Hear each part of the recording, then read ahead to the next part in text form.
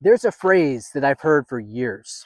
When God is all you have, you discover He's all you need. For a long time, I appreciated that statement, but I'm not sure I really understood it. Because if I'm honest, I've always wanted God and a clear plan, God and financial security, God and good health, God and the certainty that everything would work out okay as I hoped. I didn't think those things were replacing Him.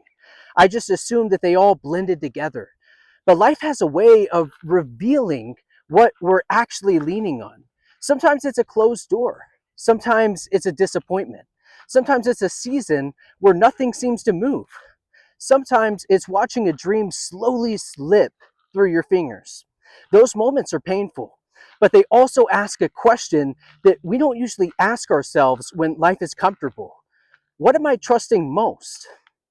I've realized that it's possible to say I trust God while quietly placing my confidence in everything around Him: the paycheck, the routine, the savings account, the approval of other people, the plan that I built for my future. None of those things are wrong. In fact, they're gifts, but gifts make terrible foundations because every one of them can change overnight. I've had seasons where I thought that if one certain thing would finally happen, then I'd finally have peace. If I got the job, if I reached the income, if life became stable, if everything fell into place, then I could finally rest. But every time one goal was reached, another goal appeared. Peace kept moving. The destination kept changing. Because peace, it was never supposed to come from circumstances. It comes from the one who remains the same when those circumstances don't. And I'm beginning to understand why God sometimes allows us to walk through the seasons where we don't have all the answers. Not because He's absent, but because He's inviting us to discover something deeper than answers: His presence. It's one thing to know that God provides, it's another thing to know God.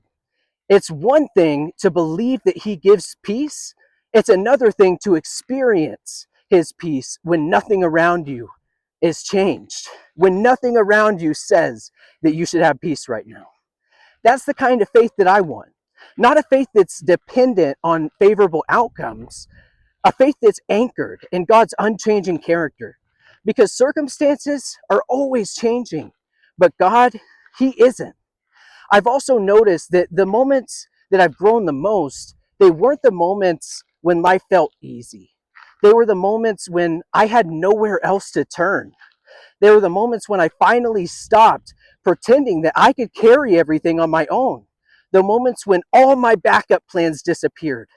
Those seasons didn't feel like gifts at the time, but looking back, some of them became the greatest gifts God ever gave me. Not because they were enjoyable, but because they stripped away the illusion that anything else could ultimately satisfy my soul.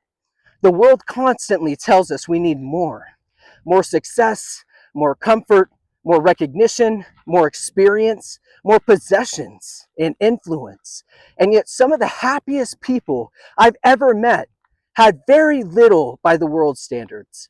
What they had was something that the world couldn't manufacture: contentment. Not because they had everything that they wanted, but because they had learned that Christ was enough. That's a lesson I want to keep learning because I know my heart. It naturally drifts towards finding security in temporary things. It wants visible guarantees. It wants certainty, and it wants control for sure. But faith gently opens our hands, and it reminds us that the greatest security isn't found in having all the answers. It's found in belonging to the one who does have all the answers. That doesn't mean that I stop working hard. It doesn't mean that I stop planning my life. It doesn't mean that I stop dreaming.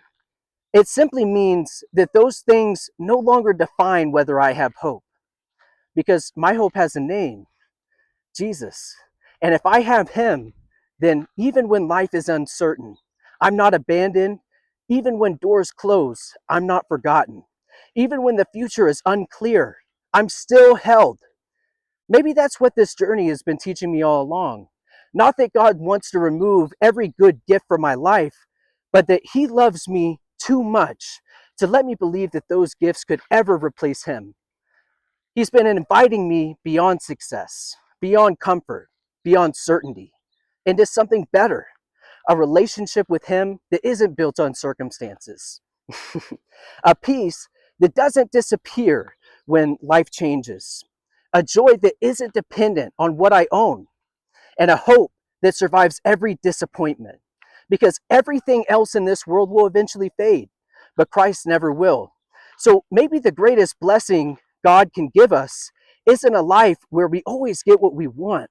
Maybe it's a life where we discover that through every joy and every trial, He has been enough all along.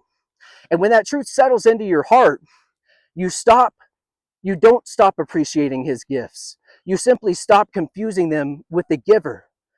That's the freedom I'm learning to pursue. And I believe it's the kind of freedom that lasts forever. And I believe you believe that too. And until next time, I appreciate you just for being here. Peace.